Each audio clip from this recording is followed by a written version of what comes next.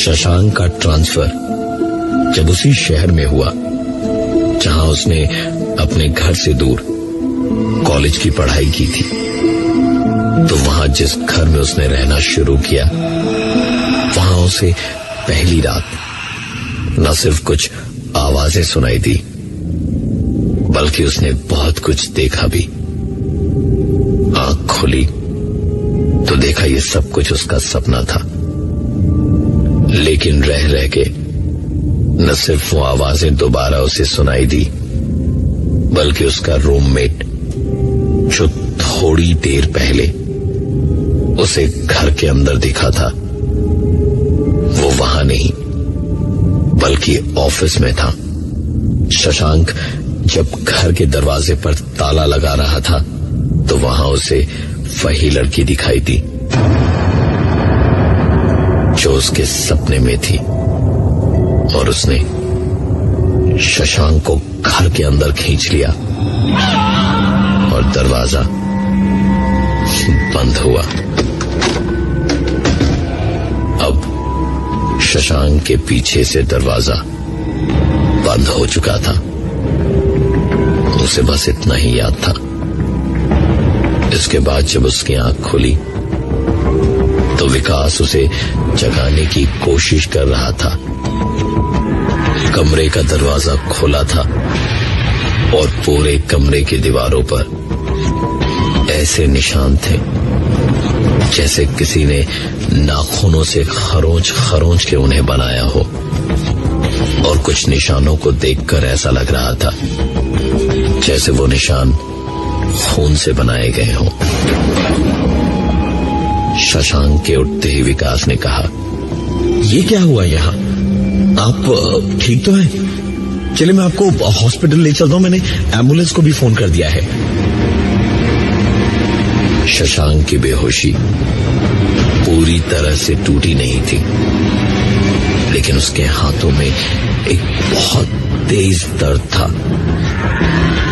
उसने अपनी आधी बेहोशी में ही एम्बुलेंस की आवाज को सुना, और जब उसने अपने हाथ को उठाया तो देखा उसके हाथ की उंगलियां पूरी तरह से घिस चुकी थी। नाखून लगभग थे ही नहीं, और हाथों से रिसता हुआ खून फर्श पे फैलकर जम चुका था। जब नजर छत की तरफ गई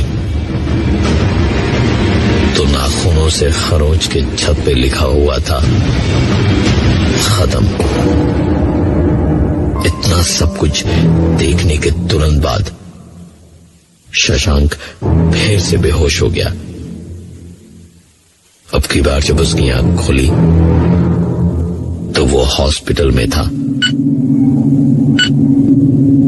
रात का वक्त था। हाथों में पट्टियां और दर्द दोनों ही बहुत ज्यादा थे। वार्ड में 3 या 4 ही लोग थे इस वक्त। शशांक का बिस्तर एक कोने में लगा था। शशांक लाख कोशिशों के बावजूद उठ नहीं पा रहा था, और जब उसकी हिम्मत टूटने लगी तो उसने आवाज दी, कोई है? अरे कोई है? कोई है यहाँ पर? एक नर्स उसकी आवाज सुनकर आई और उसे उठा के बेड रेस्ट के बल लिटा दिया और वहां से वापस चली गई। थोड़ी देर के बाद उठ के शशांक बाथरूम जाने को हुआ तो दरवाजे से आती रोशनी में उसे एक परछाई दिखी। शायद कोई वहां खड़ा था। हॉस्पिटल में तो लोग किसी न किसी से मिलने आते ही रहते हैं। यही सोचकर शशांक ने ज्यादा ध्यान नहीं दिया और आगे बढ़ के बाथरूम की ओर चला गया। बाथरूम में फ्लश करके शीशे में जब खुद पर नजर डाली तो शशांक की चीख निकल गई।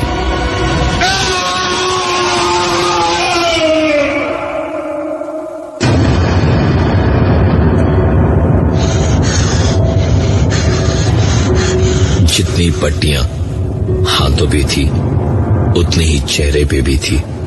थोड़ा सा पट्टियों के नीचे खुली गर्दन पे जो देखा तो वहां खरोंच के निशान भरे पड़े थे और पट्टियों के किनारे खून जम चुका था।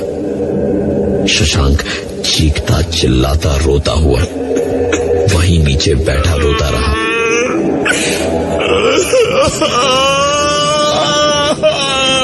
काफी देर तक, और उसके रोते रोते अचानक ही एक आवाज ने उसका ध्यान खींचा।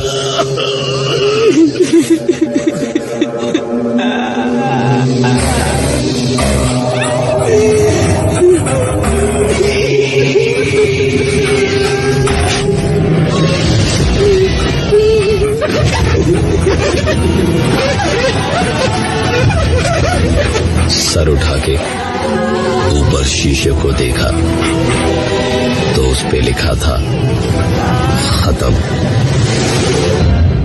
शशांक ने तुरंत बाथरूम का दरवाजा खोल के भागने के लिए दरवाजे का नॉब खींचा, लेकिन दरवाजा नहीं खुला।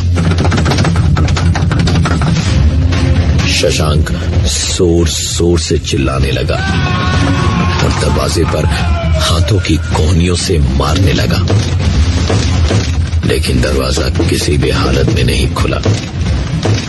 और एक बार फिर वो सारी आवाजें लौटकर वापस आईं।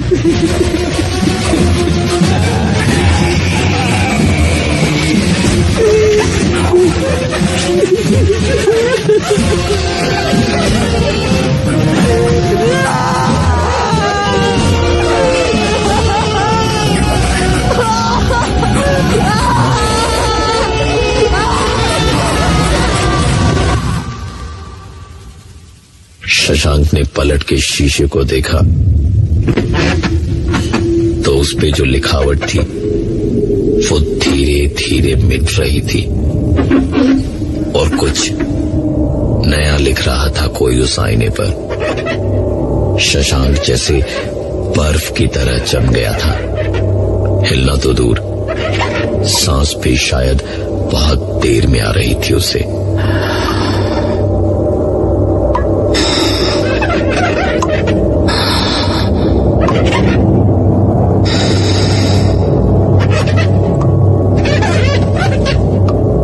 एक पल के साथ वो आवाजें तेज होती जा रही थी।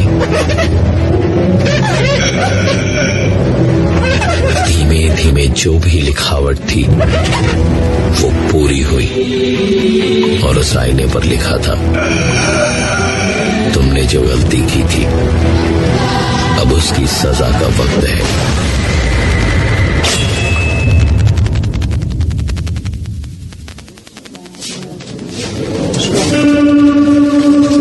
इधर हॉस्पिटल में शशांक की तलाश की जा रही थी और तकरीबन आधे घंटे ढूंढने के बाद किसी को ख्याल आया कि बाथरूम में देखा जाए।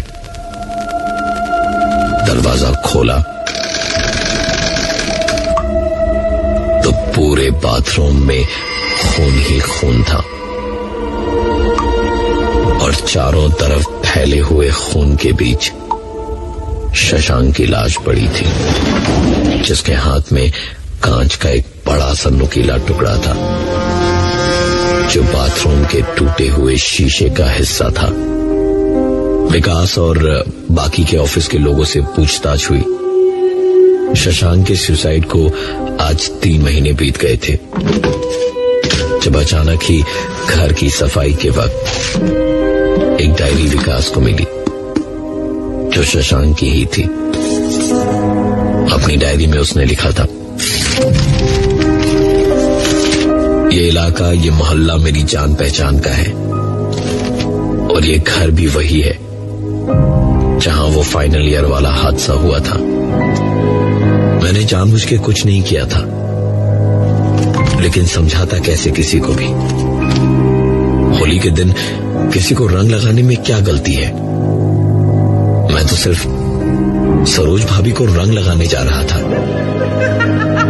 लेकिन वो बच्चे को गोद में लिए ऐसे भागी जैसे मैं उन्हें मारने आया था। अचानक उनका पैर फिसला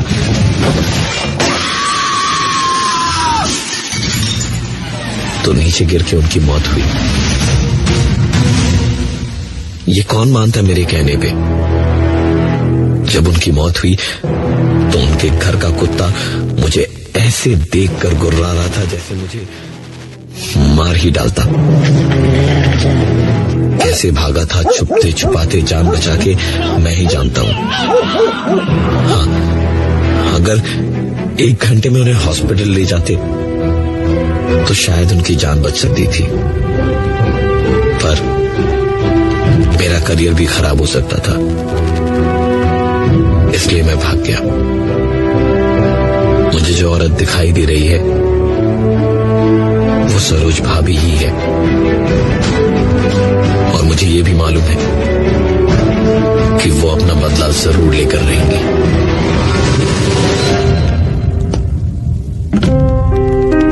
कभी कभी जिंदगी में पास की खुशियों के कोहरे से दूर के गम धुंधले पड़ जाते हैं।